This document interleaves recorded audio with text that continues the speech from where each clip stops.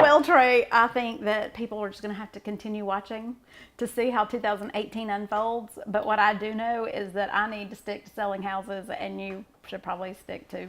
I'll do the numbers. Yes. Yes. I'm excited about that. I love it. And BD, you stick to the food since you're the Yes. food broker. Please. I'm full. Please.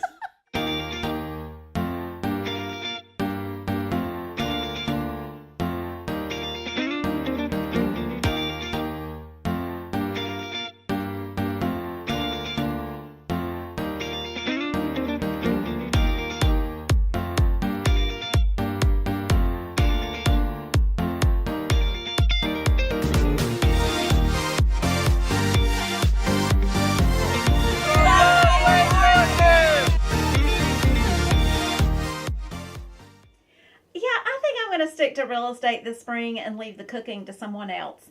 Let's go to the taco bar downtown for a different flavor of Lake Martin. The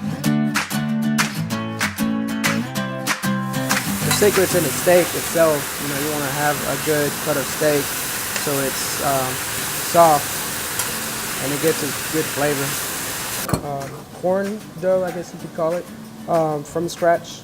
And that's really one of the biggest difference from our tacos from anybody else, even from a lot of taco places. You know, authentic taco places, they won't even make their own dough. It really is. It's not a long process, but it takes a lot more. So just roll it up into a little dough,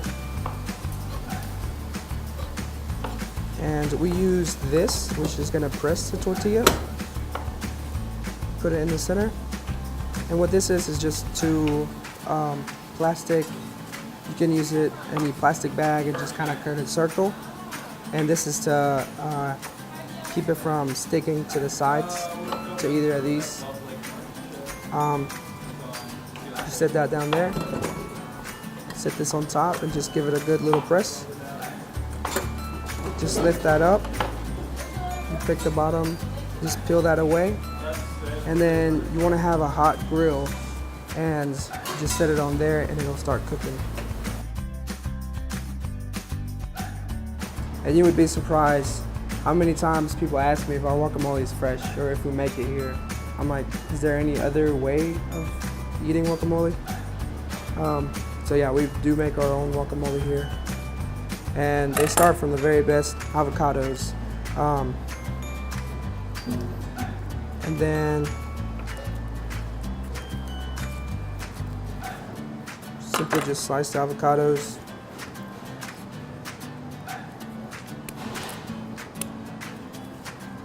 We save the pit because that if you put your pit in your guacamole, it helps keep your guacamole longer. So it's just a little trick to keeping your guacamole a little longer.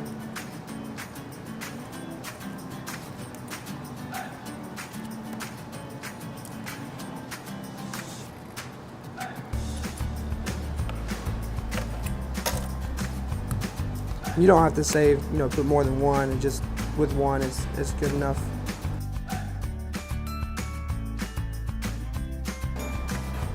You put a little bit of onions, diced onions,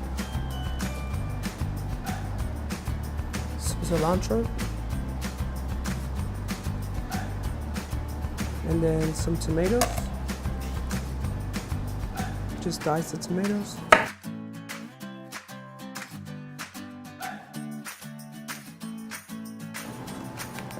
Just kind of mix it in. You know, some people like it chunkier, some people like it a little smoother, so just kind of mash it up as you like it. And just throw a little bit of lemon juice or lime.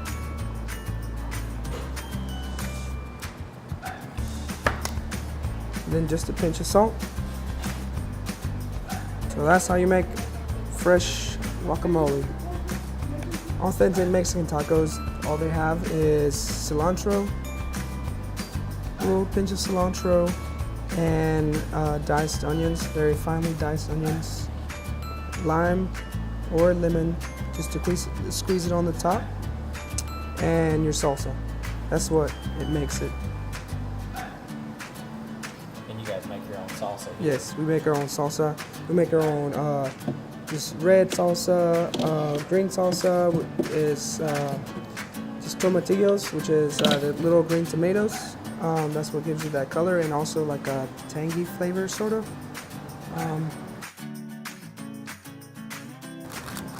Alrighty, so they're good to go. Anybody pushing away? We're at the Coffee Corner Taco Bar, and we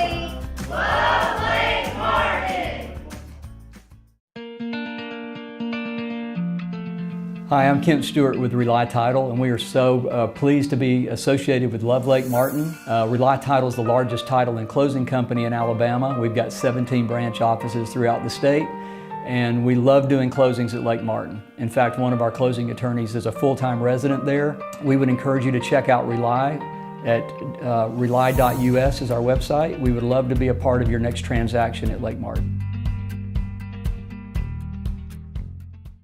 All right, Trey, I have clients with a $200,000 price range. Okay. And we've been looking at $200,000 lots, and I've got a few $200,000 condos listed. What's your advice? Which direction should they go? You know, so the 200 sounds like it's similar, but you know, with a lot, unless you're going to put a camper on it and you have zoning to be able to do that, just your dock could be $60, $80, $100,000 on that lot. So, you know, it's going to be more and more and more with a lot, which is awesome if you have the patience, number one, to do that and the extra funding to do that. But a condo, it's turnkey. 200,000 day one, you're enjoying it. You could be in that pool right over there tomorrow. So. Okay, and I think it's going to be very surprising about money down and how much a payment would be. So I have friends who think if they buy the $200,000 lot that they'll have a low payment, where $200,000 chunk in a condo with association fees, I think they're going to be shocked that the condo might actually be less expensive. Yeah, in a lot only loan, typically it's a good 25 to 35% down. Okay, so that's a lot more than a 10% down condo. Yes. A whole lot more. Right. So even with the association dues, that's a huge bit of outlay right up front. Yes, and I don't, you know, our rental market here at Lake Martin is in such huge demand. I don't know that many people that are looking for a lot to rent, but I feel pretty certain that whenever they weren't here at the condo, this could be a money-making opportunity. Yeah, I mean, even if you just cash flowed it, even if you just paid for itself, and out here at Lake Martin, that's really pretty simple to do. I mean, just a couple of weekends in summer especially, you're cash flowing. Okay, So thank you. I'll be able to tell them those absolutely. tidbits. Yeah, condos are awesome. Hey guys, this is Trey with Crew Lending. Hey listen, whether you need to refinance your primary residence and you live in Tennessee or Georgia or Mississippi or Alabama, we're nationwide. We're a Fed chartered bank.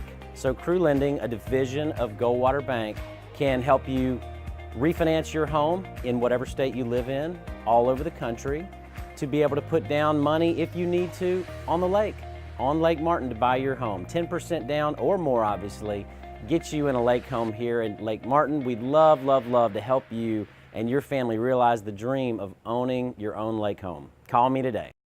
We just sold a house. And we just bought a house, and We love Lake Martin. Okay, the name of the book is To Kill a Preacher.